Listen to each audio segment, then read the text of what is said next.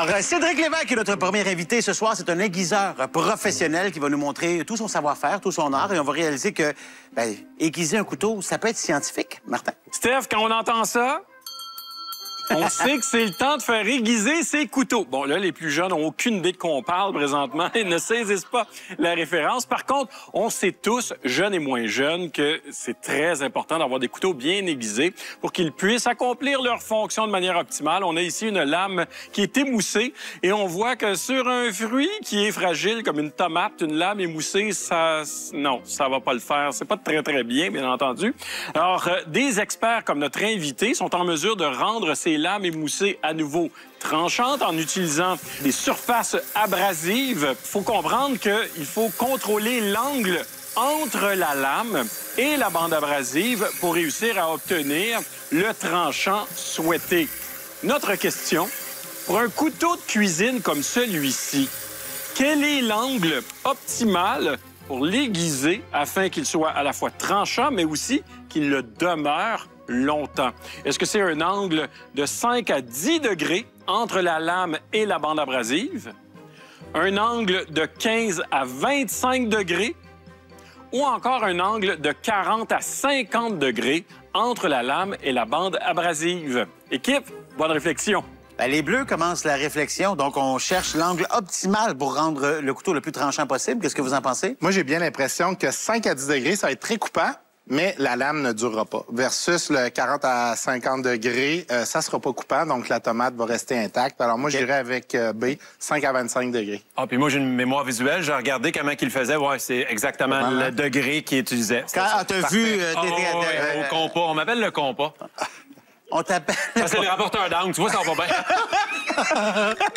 Lâchez pas, les Bleus. Lâchez pas. Alors, votre choix est fait. Ça serait B sur le tourniquet. Oh, yeah. Compas. Les rouges. Bien, j'aurais tendance à dire effectivement que 5 à 10 degrés, on pourrait quasiment se faire mal avec... moi, je pense que j'irais effectivement 15-25. Ça m'apparaît un angle... C'est beau, 15-25. Tu sais, je trouve que... Ça paraît bien. Oui, ça paraît bien. Béatrice, d'accord avec ça? Oui, bien d'accord. Parfait. Bien, allons voir la réponse. Martin, on t'écoute. Alors, je vous dis tout de suite, un angle de 5 à 10 degrés, c'est un angle qui est beaucoup trop fermé lorsqu'on veut aiguiser un couteau de cuisine comme celui-ci. C'est pas la bonne réponse. 40 à 50 degrés, c'est un angle qui est beaucoup trop ouvert. On va plutôt utiliser ça pour des hachettes, par exemple. L'angle optimal pour un couteau de cuisine comme celui qu'on utilise ici, c'est un angle de 15 à 25 degrés. Et on peut voir qu'une fois qu'il est aiguisé, là, la tomate ne résiste plus. Ça devient facile. Non, mais sérieux. Hein? Pas de bruit, pas de jus, pas rien. Bravo aux deux équipes là-dessus. La réponse est B. Alors, les deux équipes font des points en commençant l'émission. C'est donc 10 à 10 maintenant. Et question toute bête, Martin. Comment ça se fait que ça coupe un couteau? Bien, le principe du couteau, Steph, est très simple. La lame, elle est très mince, donc elle permet d'appliquer une force sur une très petite surface. Donc, ça nous permet de maximiser la pression qui est exercée sur la surface. Résultat, bien, la lame peut s'enfoncer dans ce qu'on désire couper. Le problème, c'est que si la lame devient émoussée, bien, ça veut dire essentiellement que la surface devient plus large. Donc, la pression qui est appliquée sur la surface diminue. C'est pour cette raison-là que les lames émoussées ne coupent pas bien et qu'on doit absolument les aiguiser.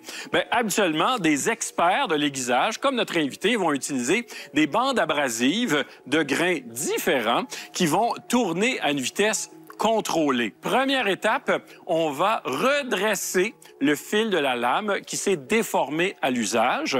Deuxième étape, on va enlever avec la bande abrasive toutes les petites aspérités qui sont formées dans l'acier et qu'on appelle le morphile. Et finalement, dernière étape, l'étape de finition, on va utiliser une lanière de cuir et une pâte à polir pour obtenir un fini miroir qui est vraiment optimal. On a vraiment à ce moment un couteau qui devient très tranchant.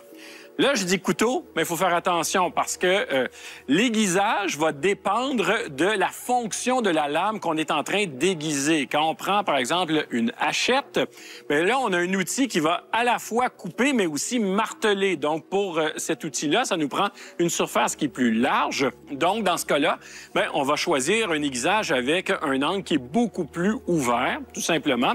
Alors que quand on a un couteau qui va devoir trancher des aliments qui sont beaucoup plus fragiles, par exemple de la chair à poisson pour les sushis, ou encore des fruits qui sont fragiles comme la tomate, bien, à ce moment, on veut une lame qui est beaucoup plus fine et on va plutôt choisir un angle d'aiguisage qui est beaucoup plus fermé.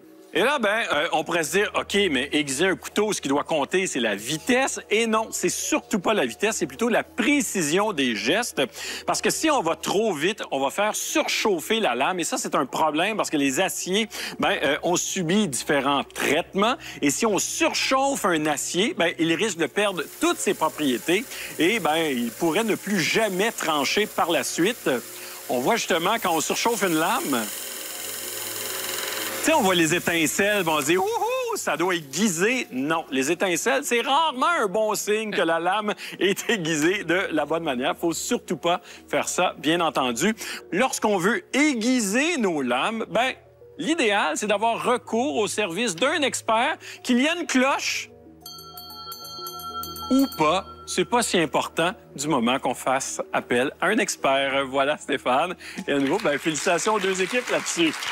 Eh bien oui, les deux équipes ont fait des points là-dessus et notre expert en aiguisage, Cédric Lévesque, un immense merci d'être venu nous voir. Merci infiniment.